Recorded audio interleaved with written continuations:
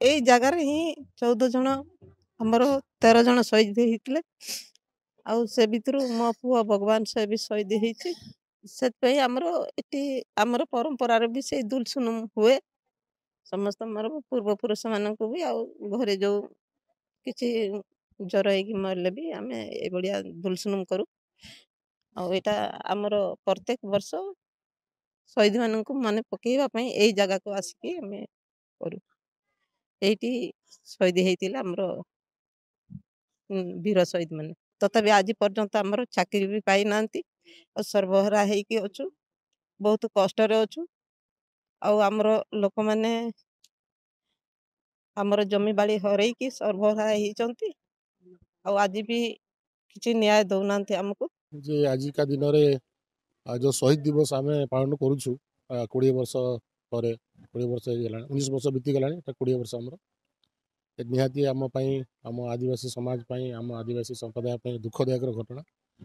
जो अधिकार जो जल जंगल जमीन आदिवासी लोक मैंने आज बलिदान देइछंती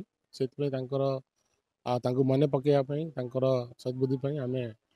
जाजपुर जिलार कलिंगनगर में यही शहीद दिवस को पालन कर आजिकार दिनटा को मन पकईला बेलू आज भी भय सृष्टि हुए एवं आज भी गोटे लुम टांकुरी उठे से समय को मन पकईले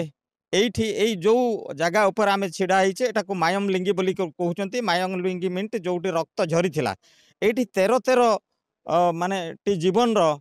ये 13 टी शव ये गोड़ी ये मनीष गढ़ी जो मानकर रक्तरे ए माटी संपूर्ण भाव में रक्ताक्त होता तेणु से दिन को स्मरण करी आउ केबे भी एभली गोटे अभावनीय घटना न घटू